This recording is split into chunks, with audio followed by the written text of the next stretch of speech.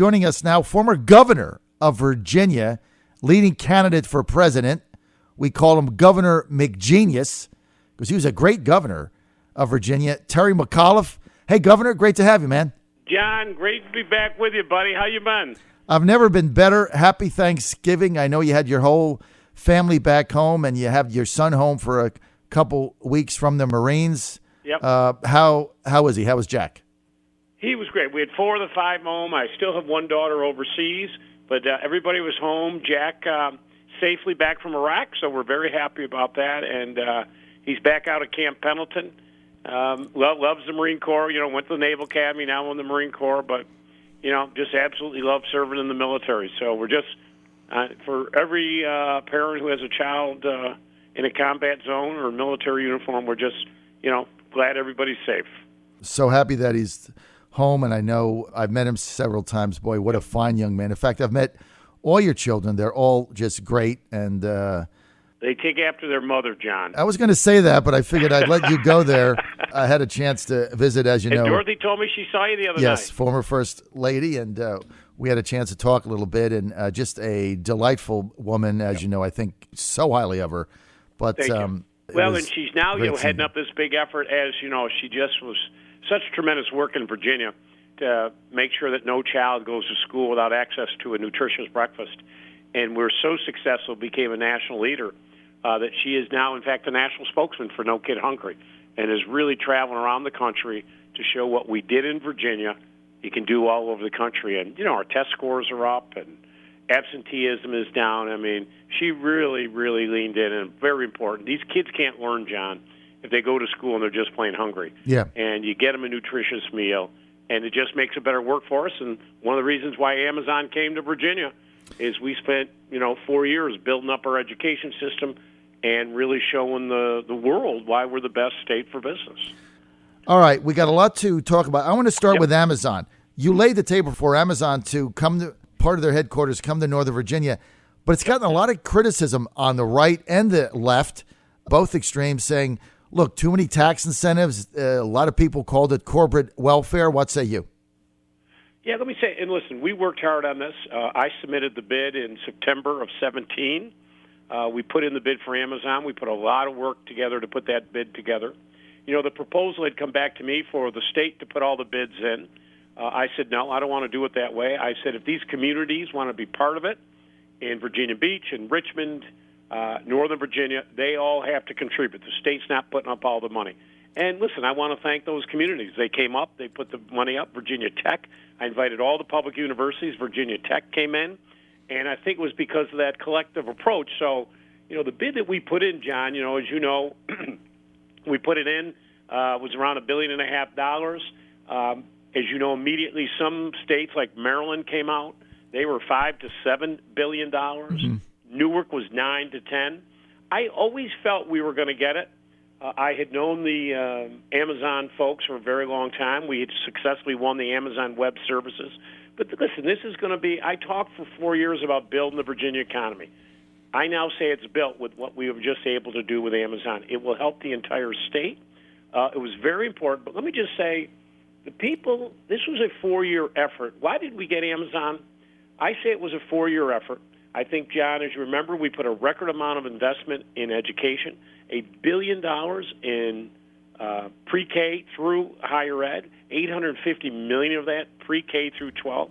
We redesigned all of our tests. We had too many tests. As you know, we're the first state in America. We adopted all new standards for computational thinking and computer science. First state to do it, first state to offer cybersecurity beginning in kindergarten. So I think for these big companies, they saw that we were serious about investing. We redesigned all of our schools because if you remember, John, 5 years ago when I got elected, I inherited, as you know, a $2.4 billion deficit. I'm very proud to say I left a $558 million surplus. Why? We rebuilt our economy. No more just solely reliant on the federal government defense spending. We now are number one in cyber, on data, on unmanned systems. And having Amazon now really finishes that up. We are now the Silicon Valley of the East Coast. There is no question about it. But It was a 4-year effort. Who gets credit? Everybody gets credit. I want to thank the members of the General Assembly who worked on me on that historic investment in our education system. Teachers got pay raises. They hadn't had pay raises in 8 years. I had to veto a record 120 bills, John, as you know. Anti-women, anti-LGBT. Those types of bills would have precluded us from winning any Apple, Amazon, Google, or Facebook, who all made billions of dollars of investment under my term as governor, because we're open, we're welcoming, we're investing in the future, and if you want to invest all this money, we're going to go to a state that is serious about putting together a skilled, educated, tech-savvy workforce. So I would argue to everybody, this is going to play out for a very, very long time. It was a huge win for the Commonwealth of Virginia. Credit goes to everybody. Yeah, I submitted the bid, but big deal. It was everybody stepping up to the plate, Ralph and his team, but also the Republicans in the General Assembly who literally worked with me in a bipartisan way to make historic investments in education, to make Virginia the great state that we are, got rid of our deficits, built a new economy. We are now the envy of the country today, John. I mean, as I say, we've won all of these huge. Look, number one in cyber, number one in data. This has happened in the last 4 years, and now we have a skilled workforce and an education system to continue to drive our students into high-paying jobs when they finish their education. Well, and you were able to accomplish this in the spirit of bipartisanship. You had a 2-to-1 supermajority, Republicans in the House of Delegates. Bill Howe was a speaker. He had a supermajority for almost the whole term that you were there. Tommy Norment, the Republican, was the leader of the state Senate the whole time you were there. So you had to work with a Republican General Assembly, and one of the branches with a supermajority, you got this done. So it's spirit. And let me tell you why, John, I think we were able to do it. I'll be honest with you. Because I ran on jobs. I said, this is what I'm going to focus on. I don't think anybody in the General Assembly did not think that I was able to go out and create jobs. I did the most trade missions of any governor in American history. True. I went to 5 continents and 35 trade missions. And when I came into office, you got to remember, I inherited a $2.4 billion deficit. Right. Now, I wasn't there for the drafting of that budget. It was done in the prior administration and pushed by the legislature. I didn't jump all over them for that. I said, no, let's get to work. In the month of December of 2013, when I took office, they created only 1,000 jobs in the entire state. So they knew if we had a good plan to build this new economy, I didn't care if the governor was a Democrat or the man from the moon. If he's got a good plan, because we need jobs in the state and we really need to redesign our entire employment sector, I'll work with him. And, we didn't always agree on social issues, but John, I got 90% of my governor's bills passed with a Republican legislature because they were common sense, pro-jobs. That's what people want. Well, Governor, I say this every day. At the end of the line politically, a job for a family is not red, it's not blue, it's green.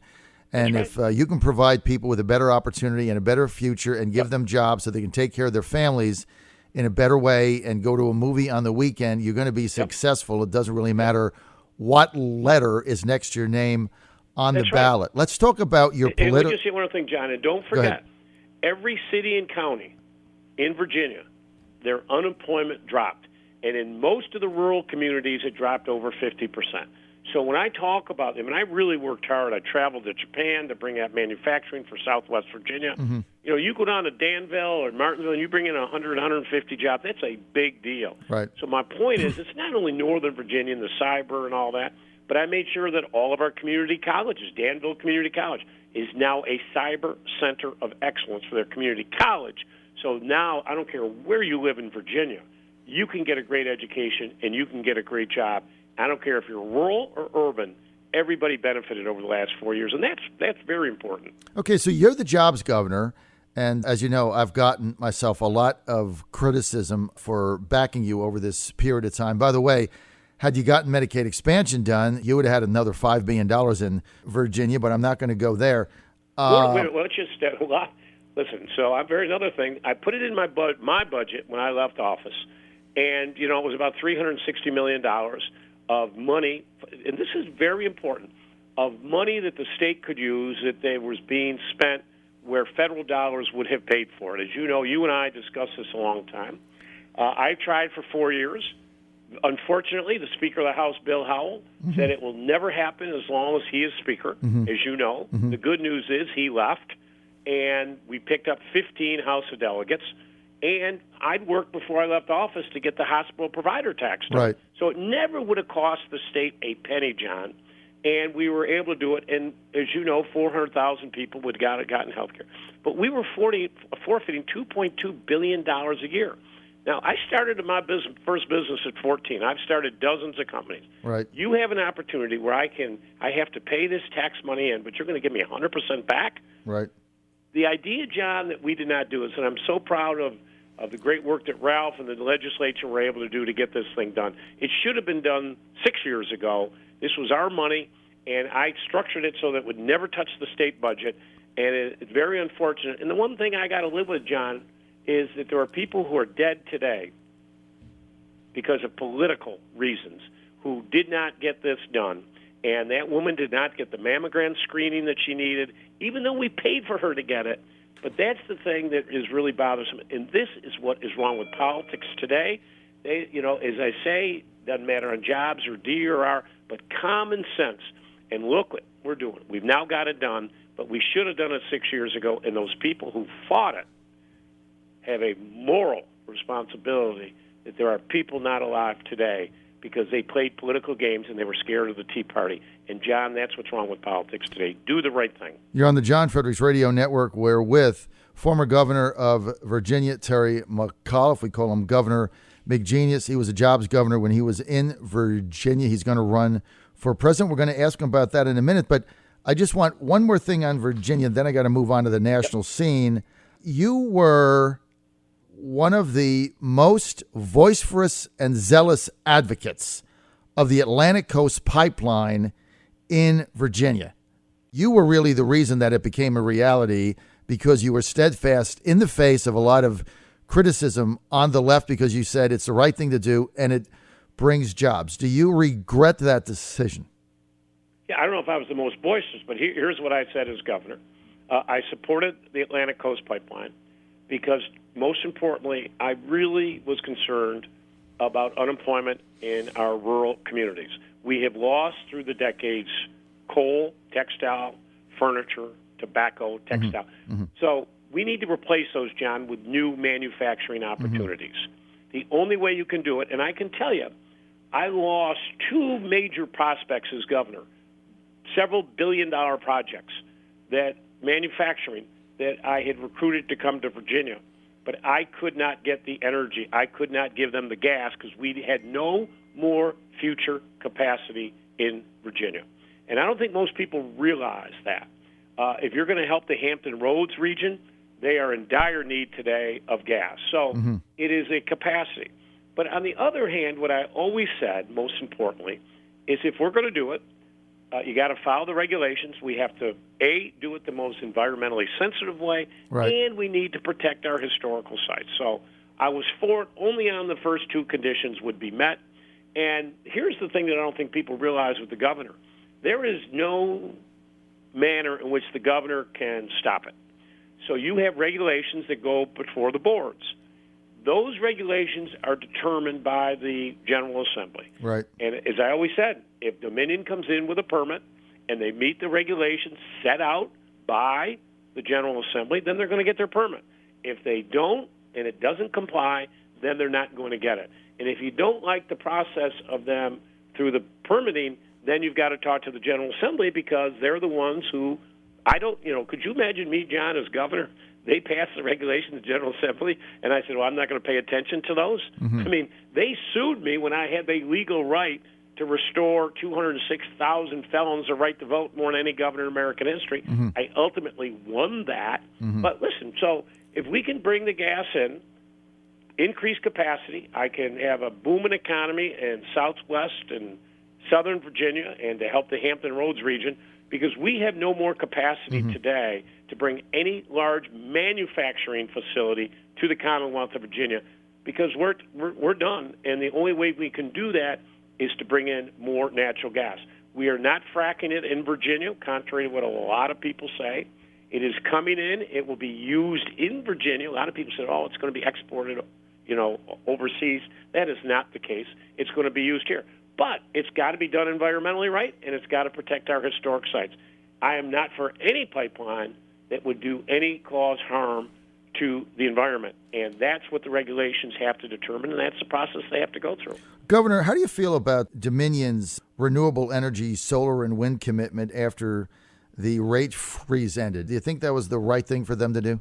Well, I negotiated most of that with them on the renewables. I mean, we did have a renaissance in Virginia on renewable energy. I mean, we created, John, 50,000 renewable energy jobs under my 4 years as governor. I mean, this is really, when I talk about helping these rural communities, these are the high-paying jobs that exist, and you can do them in any part of the Commonwealth. So, I've worked out a lot. I pushed Dominion hard. We had a lot of very tough meetings in the governor's office with them. I made them come up, and Molly Ward, my Secretary of Natural Resources, Angela Navarro, they did a great job, but we busted on them every single day to make them hold the commitment that, we got to move in a new direction here in the beautiful Commonwealth of Virginia. And we've gone, we went from 18 megawatts when I took office, as you know, John, up to thousands when I left office. So I supported 100%. These are jobs of the future. We're the first state in America. I announced to do an offshore utility scale wind farm. Right. That's the future. Right. But, you got to add it to the mix. And these are all high-paying jobs. The last thing I'll say on this, before I left office, we had, one of the things I'm very proud of is our workforce development grants that we did. So we have 166 credentials. I had too many high-paying jobs I couldn't fill by the time I left office. Right. So we realigned the education system. If you would go get one of these credentials in Virginia, we, the state, will pay two-thirds of the cost. I believe, I'm not for this free college for anyone. I've been very vocal. I think everybody needs to put something on the table. You got to show some incentive in the game, but we'll pay two-thirds of the cost of it.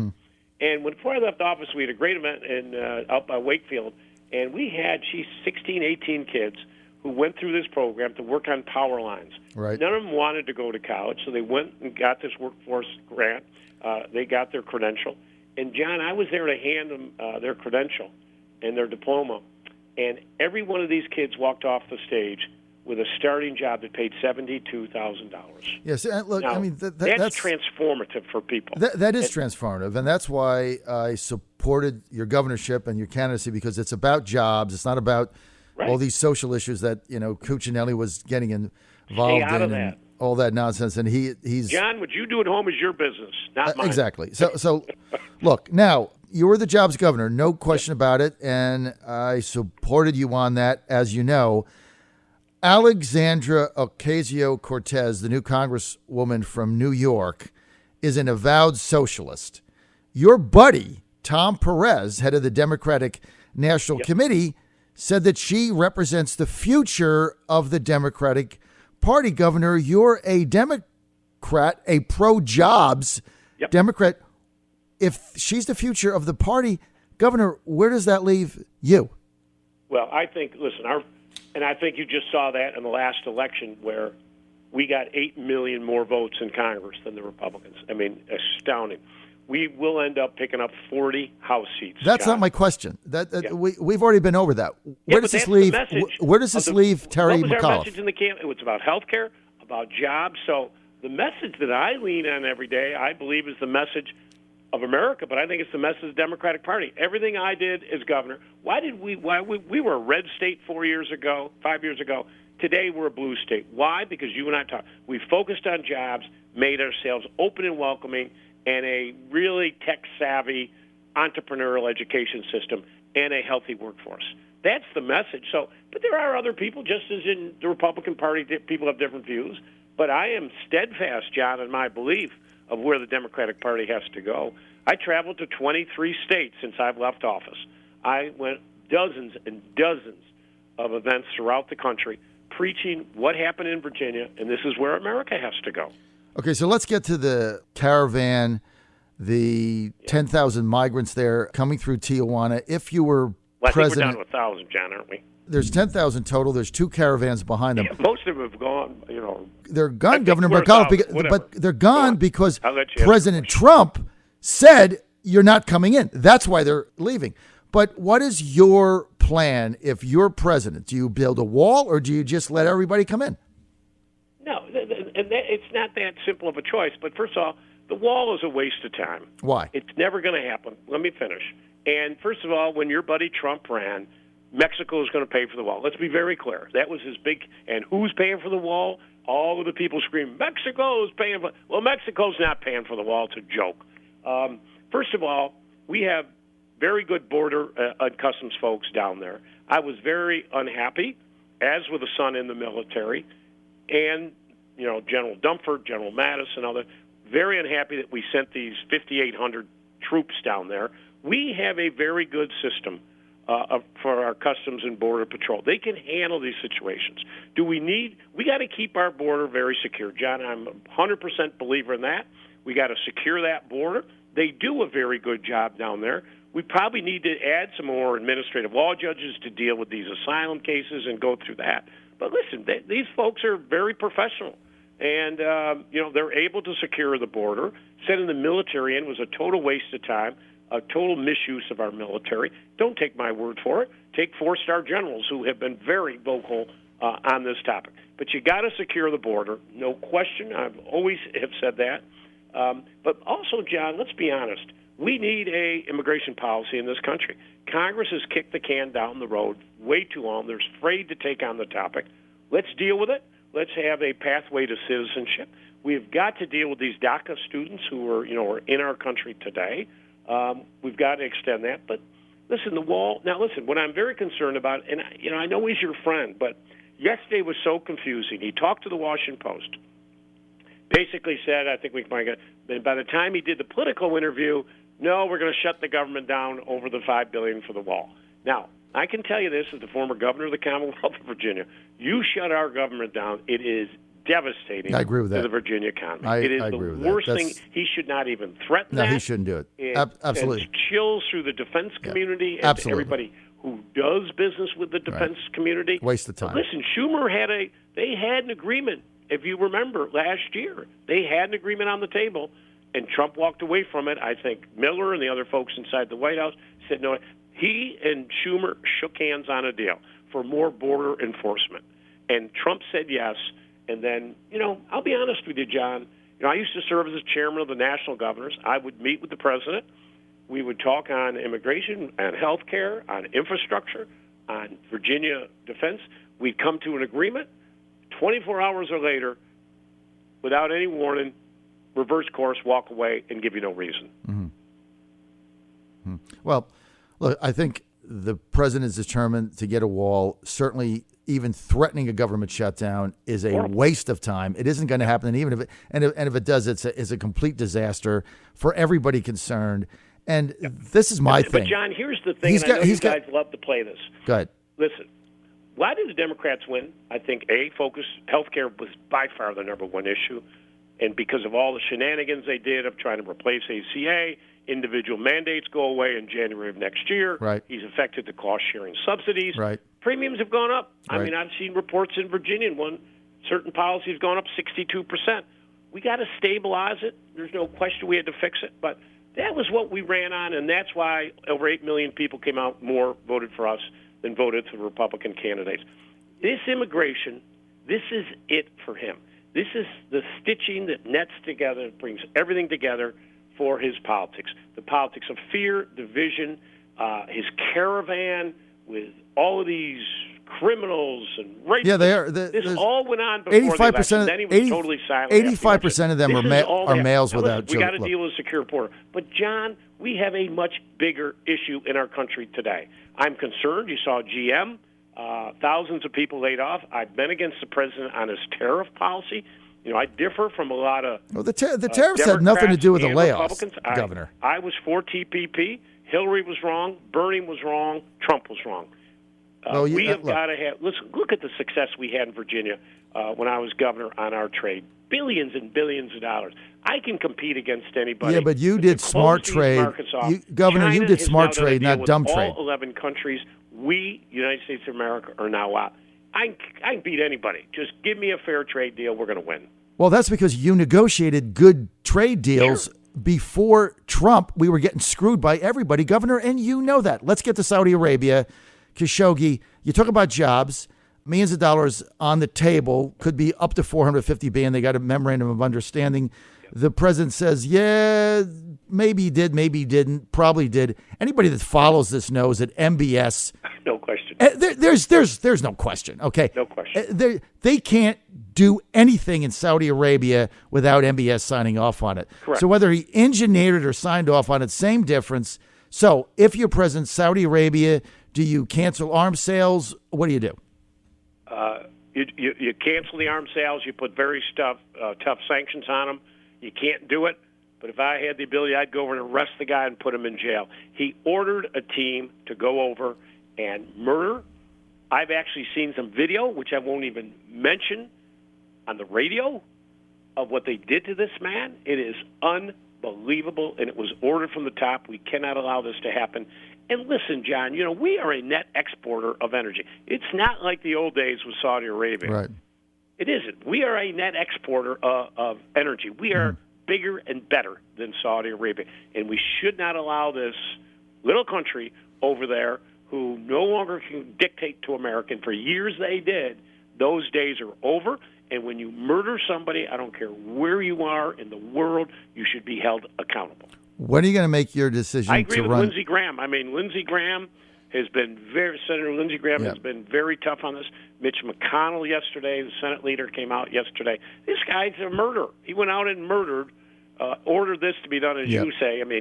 His own security team goes and does it, and they bring bone saws with him, and he doesn't know about and it. acid. Right. Look, not only did he order it, but he's incompetent. The MBS just has a history of gross incompetence and not the kind of guy you want to build an alliance with. So I'm with you on that. We also have to get out of that ridiculous civil war in Yemen, which is causing 17 million people starving to death. The whole thing is unconscionable.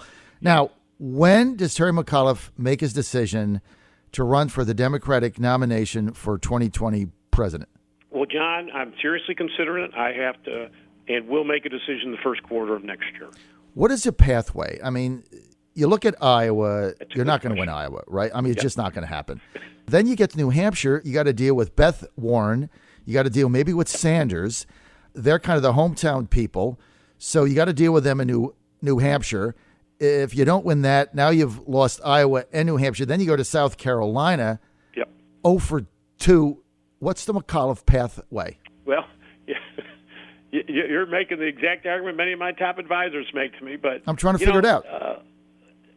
And you got to look at all that. You make very good, very reasoned points. Do I believe that there is room in our party for someone who pro-high jobs, all the things I talked about? Record amount of capital investment. I was also the most progressive governor in the history of the state. They are not mutually exclusive. Mm-hmm. I think we need someone out there. I like governors. Forget about me, but governors are CEOs. They have to balance budgets. I think governors are very important. But you've also got to look at people who have leaned in and built new economies. Because, John, our future here in America is what we did in Virginia is what, honestly, we need to do nationally and help all of those red states, that those folks in Ohio that yesterday got the pink slips. They ought to be able to move right into a new high or higher paying job. And I do think there's an opportunity for that message to go out there.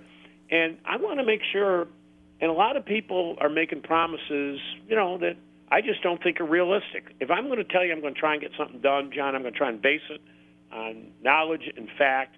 And we just can't have primaries where everybody is promising the moon without any realistic expectation that they're actually going to happen. I'd love to run. I think I'd have more fun running, John, as you probably know, than any man alive. But it's got to make sense. And I'll be honest with you, I'm having to have a serious conversation with the family, 5 children and a wife. This is a tough decision to make. But we're actually going through it. But I do think that what we did in Virginia, turn it from a red state to a blue state, focused on diversifying, building a new economy. This is what we need in America without all the bluster and all the stuff that Trump says, and and building relations with our key allies around the world. So I've done business for years all over the world in many continents, and it's bringing that experience. But I haven't made a decision. As I say, I will go through this process. Family first, and that's the biggest issue. Got a couple that probably this is not their first choice for their dad, and I understand that. So well, we're gonna have to talk through that. Yeah, you've got two teenagers still at the house, Well, so you're I a get dad that. first, more than Yeah, and look, anything like else. I get it. That's your main responsibility. But look, I think you're going to run, and let me give you your pathway. All right. Yes, sir. You got one pathway here, and it's real, because you're going to get beaten in Iowa. Forget that. You can win in New Hampshire, and if you can beat Beth Warren in New Hampshire, then you're going to be the nominee. So if you really look at that, because if you knock her off in New Hampshire, which is basically her home stadium, she's playing home ball, and you're able to say, look, there's one vision, coupled with the fact that the super left wing give everything away, Bernie Sanders, that's going to be split 15 ways to Wednesday. You've got the only message that is, look, I'm a progressive, but jobs first.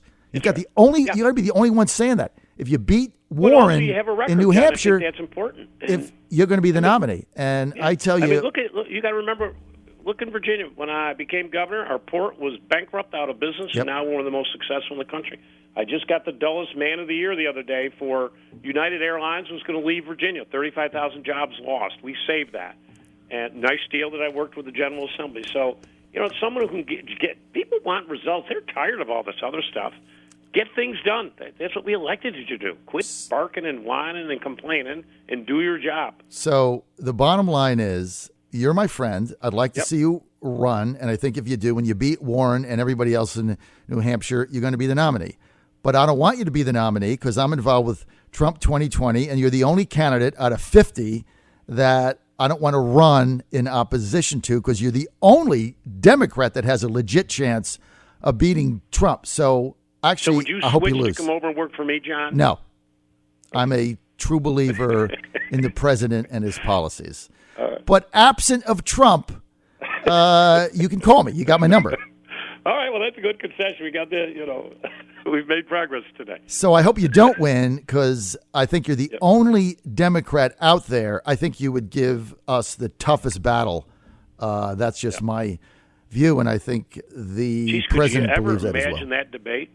It would be a You have doozy. to sell tickets to that, baby. It would be a doozy. See, I would rather see him debate Beth Warren or Bernie Sanders or Camellia Harris or Cory Booker or, whoever else is going to run. Terry McAuliffe, we're out of time. Governor McAuliffe considering a run for president. At the end of the day, it's been a great ride. We now look at Amazon, look at all the sides. We are now a different state today, and I just want to thank everybody. It was teamwork, and no I in team, and it literally was everybody working together, and we have now built the new Virginia economy. So when we were going in to vote in 2013, as you know, my wife and the Fräulein had your sticker on the back of her car. Mm-hmm. And so we're going to vote. And, of course, I was going to vote for you. And then I'm like, I got to vote for Ken. And we were in the car going over there. And she said, what are you going to do? And I said, I'm going to probably vote for Cuccinelli. And she said, you will rue the day you cast this ballot for this man. You need to vote for McAuliffe. And I did. And she was right. Once again, that's why I follow her advice. Well, Terry McAuliffe. John, we would not have been able, and put personalities aside, and you remember that, I can't even mention on the radio that woman's anti-bill that was passed before I took office, and the trap laws. You're not going to recruit these companies. No, you're not going to do it. Women are not going to a state to discriminate. So the good news out of 13 is we changed the course, open and welcoming, and that's what people want. They want government to stay out of their lives, focus on jobs, and you know what? Everybody be happy. All right, I got to roll. Governor Terry McAuliffe, thanks for being with us. Wife. Don't forget, when you decide to now. run, I'm going to go to Iowa with you on your first trip, cover it. Then I can report back to Trump and tell him what happened. John Fredericks Radio Network.